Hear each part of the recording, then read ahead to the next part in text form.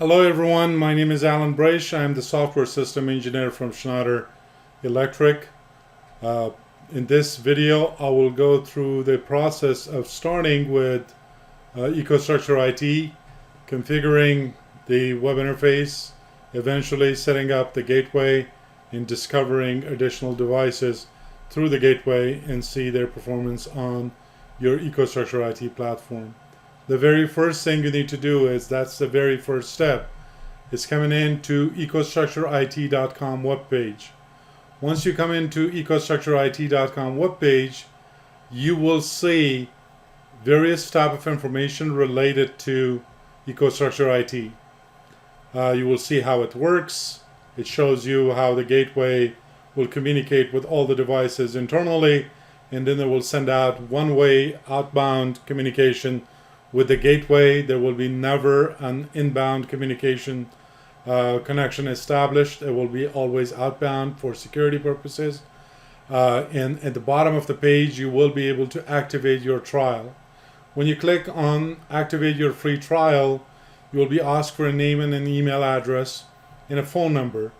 And the phone number will be necessary because you have to download the EcoStruxure IT app in order to authenticate yourself later on once you're coming in to this web page. Once you go through this process, you set up your account, you download the app into your phone, you will be eventually able to come in to the main page of EcoStruxure IT. So once you're logged in, fully authenticated, you will come into this page, but for you, this page is going to look empty. This is a fully developed demo environment. It shows multiple locations. In this case, you will come down to administration, and under administration, you will see the gateway tab. From here, you can download gateway software. There is no cost for gateway installation. You can install as many gateway as you want. It's very simple installation. So for me, it shows multiple gateways installed throughout this organization, and you can install as many as you want. Once you downloaded this gateway to your local machine, you will go through the installation process of the gateway, and once the gateway is installed on your system, you will be able to log into the gateway. This is the gateway interface. The default username and password is admin. Admin, you will be forced to change the password for security purposes. Once you apply the new password into the system, this is a local host, so basically the gateway is running on my laptop right now. Device credential is the very first point. I need to tell the system if I want you to discover SNMP v1 devices, which credential you need to use. By default, it uses public and private. You can always change that. You can change the port number, and I will call this SNMP v1. You can name it for the label purposes anything you want. So I can create these settings. Now these discovery polling settings is in place. If you have APC equipment that you need to discover, you need to provide FTP and SCP credential for that. So FTP or SCP can be enabled on your equipment, and once you provide those credentials, you will be able to not only discover your devices, your APC devices, but you will be able to push the firmware updates from the gateway into those devices. At this point, I'll leave it blank and I'll go next. Now here in the device discovery page, it gives me various options to tell me what to do. I can choose different wildcard combination to scan my entire network for specific information. I will choose this wildcard, and I can say use the SNMP v1 credential for this discovery. I can start the discovery will run, and if there is any issue with this discovery, you will see it in the discovery log. So I will let this discovery run for a few minutes, and I will get back to the screen once the discovery stops. Or I can stop this discovery any moment I want to stop it. So now the discovery finished, and it shows me that 3 devices are discovered and 3 unsupported devices are discovered. When I go to the unsupported devices, it shows me the IP address, and I know these devices are brother's printer that I'm not planning to monitor them with EcoStruxure IT Gateway. You can select these three and you can clear those three devices, no unsupported devices. So all three of them are cleared. Now we go to the three devices that the system discovered. It discovered a rack-mounted PDU, it discovered a NetWatt 755, and it discovered a UPS. Various type of alarms are available for these devices that were recorded on the system. I can take a look at this from here. The next step is that cloud connectivity. Now that my devices are connected to the EcoStruxure IT, the system automatically connect me to Schneider Cloud. So it goes through the process of registration, and it tells me that register your gateway. Gateway will have a registration code, so I can go to EcoStruxure IT, and EcoStruxure IT is going to ask me for username and password, and this process will allow this gateway to be connected. So I will name it whatever I want, and it already pulled the information, and here is the box that allows you to either way remotely automatically update the gateway or uncheck it, so if you wanted to update your gateway manually. And if I click connect, that gateway will connect to the system, and I should be able from this point moving forward to use this system to monitor my devices for me. Coming back to the gateway, from here on, your gateway configuration do not need any changes. In any case, if you need to come back to this, if you wanted to apply or to make any modification into the gateway, it is simply localhost on the computer where the gateway is installed. You can choose the gateway administrators if you wanted to create additional account. If you need to add certifications, security certificates, you can use this tab. In the advanced tab, you can change various configuration for this gateway. And if you wanted to know at any given time what is the version of the gateway, you can choose the About tab. So the gateway kind of stays silenced from this point on.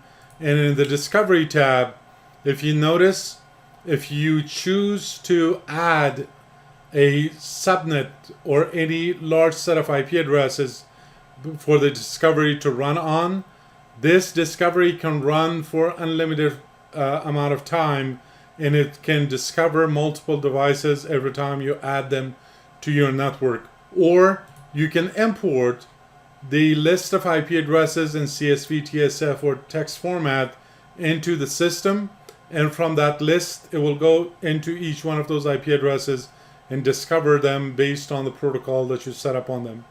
So you can discover, if you notice in the Discovery tab, you have the possibility to discover devices through SNMPv1, SNMPv3. You can discover SNMP devices, Redfish devices, and for the file transfer, you can change or configure these two configuration as well. So at this point, the gateway configuration is finished, and I can continue with the rest of the configuration on my actual EcoStruxure IT web interface. Once my gateway discover all the devices I want them to discover, you can see in the cloud connectivity page, the gateway is connected successfully to the cloud, and I can go to the cloud interface now. From here I can select that, and it will simply take me to the interface. Since I've been logged in already, in your case it may ask you for a login credential and a 2FA authentication. Now I'm connected to this. I can see my devices under all devices, but if I wanted to move them, so for example, my PDU shows up here in this big list, but I don't have a way to manage it properly. So for that purpose, I can go to the dashboard and I can create a location. I can create a new location, and I will say create new location. I can name that location Schneider office, and I can provide the address for this. So I can take this Schneider office address from here and simply copy and paste it in this area, and the system will recognize that location. So if I zoom in on North America now, you will notice that there is this location. So the Costa Mesa office location, basically there was already a Costa Mesa location in here, and if you can click on it, you will see there is no devices. So what I need to do is I need to go to the inventory, and I need to go to all locations so I can see all the devices, but I wanted to search for the devices that I discovered in my area. So there are a bunch of devices discovered, so I can be even more specific if I want to. So for example, this is one of the devices that I wanted to move. I know that this is the PDU that I discovered in my environment. This is a NetBots that I discovered in my environment, and there should be a UPS as well in it, which is this UPS that I wanted to move to that specific location. Instead of being in all locations, I will move it to my location. So I will choose Move Devices, choose this one. I'll choose this one and my UPS, and I'll say move them. It says where do you want to move it? I can say move it to this location.